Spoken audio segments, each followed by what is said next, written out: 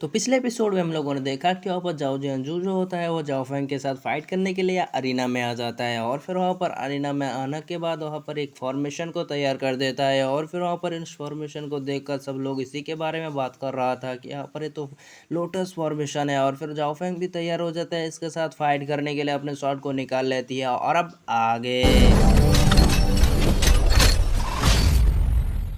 तो आज के एपिसोड की शुरुआत भी होता है उसी सीन से जहाँ पर हमें दिखाया जाता है जाओ जियांजू और उसके सामने होता है जाओ फैंग और अपने ऑरा को रिलीज कर रहा होता है। और फिर वहाँ पर सब लोग बातें कर रहा होता है कि यहाँ पर तो ये दोनों फाइट करने वाले। और फिर वहाँ पर जाओ फैंग जो होता है फुल कॉन्फिडेंस में होता है क्योंकि जाओ फैंग बहुत ही क्योंकि हमारा हीरो जो है वो। और फिर वहाँ पर जाओ जियांजू जो होता है उसके ऊपर हमला कर देता है पेटा अटैक, लेकिन जाओ फैंग उसको पकड़ कर पीछे पटक देती है। और फिर वहाँ पर जाओ जियांजू पीछे चला जाता है लेकिन हार नहीं मानता, फिर से आ जाता है जाओ फैंग के सामने फाइट करने के लिए। दोनों के दरमियान ऐसे क्लैश चलता है लेकिन जाओ जियांजू जो होता है उसके ऊपर भारी पड़ा होता है जाओ फैंग और उसको पीछे पटक देता है। और फिर वहाँ पर जाओ जियांजू जो होता है वो कहता है कि कमीने मैं तेरे को नहीं छोड़ूंगा, तू तो एक कचड़ा है, कचड़े के बेटा। और फिर वहाँ पर जाओ फैंग जो होता है वो कहता है कि अबे आना क्या भौंकरिया है, मेरे साथ फाइट करना, कौन कचड़ा है समझ में आ जाएगा। और फिर वहाँ पर जाओ जियांजू जो होता है वो कहता है कि मैं तेरे सामने कतई नहीं हार सकता। फिर वहाँ पर वो आसमान में चला जाता है और अपने शॉर्ट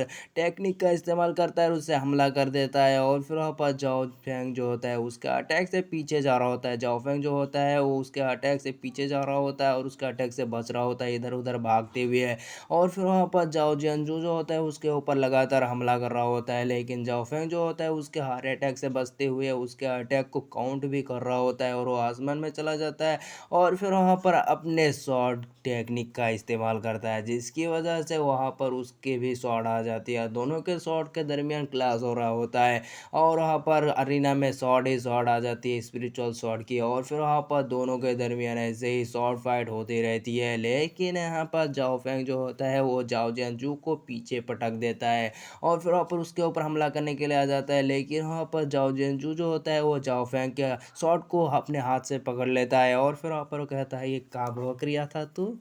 कि तू मेरे साथ फाइट करने वाला था ना, क्या करने वाला था। और फिर वहाँ पर वो कहता है कि आज तो तेरा मरना तय है बच्चे है। और फिर वहाँ पर वो अपने पावर को लगा रहा होता है, लेकिन वो बंदा जो होता है यानी जाओ जियान जो गुस्से में आ जाता है और अपने बर्सरिक मोर को ऑन कर देता है जिसकी वजह से उसके वारा जो होता है वो डांस हो जाती है और उसके वारा जो होता है वो रेड कलर की हो जाती है। और फिर वहाँ पर वो अपने उसी टेक्निक का इस्तेमाल करता है यानी लोटस टेक्निक की, जो अपने हार्ट में तब्दील होने की वजह से वो जो होता है वो अपने 2 लेवल को ऊपर उठा लेता है। और फिर वहाँ पर वो अपने एक फॉर्मेशन को तैयार करना शुरू कर देता है और वो गुस्से में आ चुका होता है और जाओ फैंग के ऊपर हमला कर देता है उस फॉर्मेशन से। लेकिन जाओ फैंग जो होता है अपने ड्रैगन फॉर्मेशन का इस्तेमाल कर लेता है और फिर वहाँ पर वो अपने ड्रैगन जो निकालता है और उससे हमला कर देता है उसकी तरफ। और दोनों के अटैक जो होता है वो दोनों के दरमियान होता है और फिर वहाँ पर दोनों अटैक जो होता है वो एक दूसरे के ऊपर फाड़ रहे होते हैं, लेकिन वहाँ पर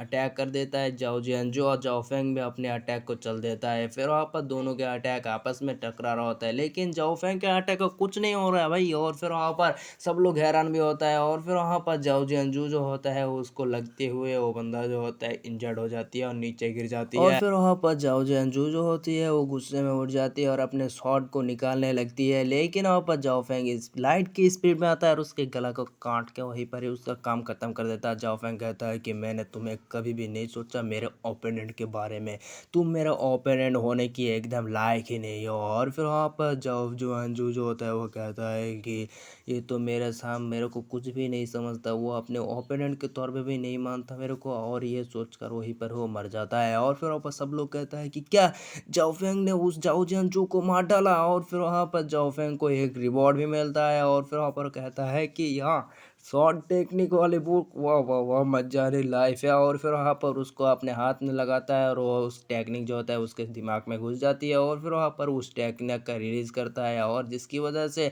वहाँ पर वो पवेलियन जो होता है उसको एक ही अटैक में ख़त्म कर देता है। सब लोग जो होता है वो हैरान हो जाता है और वहाँ पर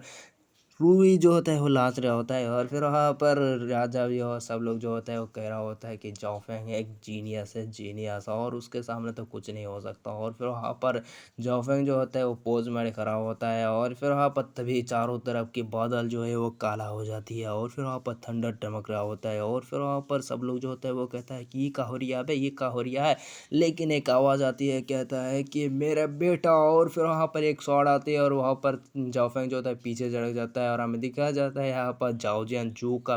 बाप आ चुका होता है और कहता है कि नहीं नहीं नहीं, मेरा बेटा ऐसे नहीं मर सकता। और फिर वहाँ पर वो कहता है कि मेरा बेटा, और फिर वहाँ पर वो चिल्लाते हुए गुस्से में आ चुका होता है और फिर वहाँ पर जाओ फेंग को कहता है, तुम्हारी इतनी हिम्मत कैसे हुई मेरे बेटे को मारने के लिए। जाओ फेंग कहता है कि क्या, मैंने इसको नहीं मारा, इसने तो मेरे साथ फाइट करने की कोशिश की तो मैंने सिर्फ लड़ाई की थी और ये कैसे इतना कमज़ोर होने की वजह से मर गया, तो मैं क्या करूँगा। और फिर वहाँ पर वो बंदा जो होता है गुस्से में आ जाता है, कहता है कि मेरे बेटे ने तुम्हें लायक समझा अपने ओपोनेंट बनने की, लेकिन तुमने मेरे बेटे का जान ले लिया, आज तो तुम्हारी खैर नहीं है। लेकिन जाओफेंग जो होता है वो कहता है कि अबे तू क्या कर लेगा। और फिर वापस जाओफेंग जो होता है उसके ऊपर हमला करने के लिए चला जाता है और अपनी टेक्निक का इस्तेमाल करता है, उसके ऊपर हमला करता है। लेकिन वो बंदा जो होता है कुछ ज़्यादा ही पावरफुल होता है, जिसकी वजह से जाओफेंग को लगातार पीट रहा होता है और वो तारे जैसे जमा के पीछे पटक जाती है और फिर वहाँ पर जाओफेंग के ऊपर वो उसके शॉट से उसे हमला कर देता है। लेकिन जाओफेंग जो होता है उसके साइड में जाकर गिर जाता है